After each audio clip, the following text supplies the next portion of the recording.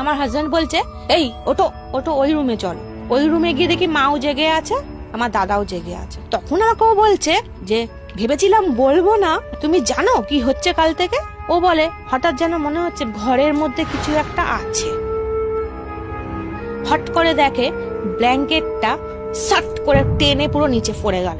বলছে দেখো পাটা কি করলে? আমাকে বলছে আচ্ছা আমি কি করেছি? পুরো পাটা গৌরব এতটা মতন লম্বা করে 3টে নোকেস পুরো স্ক্র্যাচ। তন্দ্রা ভাব আবার ওর এসে গেছে, আসছে না ব্ল্যাঙ্কেটটা আবার সেকেন্ড টাইম কেউ টেনেছে। আমার বাপের যেহেতু ব্রাহ্মণ, আমাদের জামা কাপড় পরে কেউ বাথরুমে যায় না।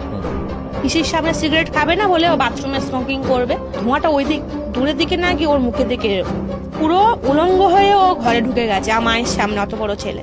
ওদের কি হচ্ছে, ছিটকিনিটা যতবার লাগাচ্ছে 3বার ছিটকিনি খুলে গেছে দরজায়। 4টে মশারির কোণ একসাথে খুলে পড়ে গেছে ওরা। আমি গিয়ে আমার ম্যানেজারটাকে বলছি যে আমি দুটো গোলাপ নেব।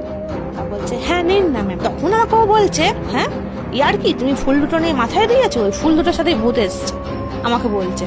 ও যে ব্যালকনিটা ছিল ধাম ধাম ও পায়ের আওয়াজ, ফুলটা ফেলে দেওয়ার পর থেকে আর কোনো রকম কিছু আমাদের সঙ্গে হয়নি। ওরা বলছে যে ওদের শোনা এটা ওই বাগান বাড়িটা অনেক পুরনো, যারা ওখানকার মানে মেন হেড লোক ছেলেরা ওখানে মেয়ে ছেলেদের নিয়ে আসতো।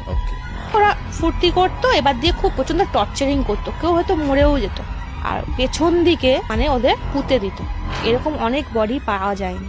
ছেলেরাই বুঝতে পেরেছে, অ্যাডাল্ট ছেলেরা যে সামথিং ইজ দেয়ার।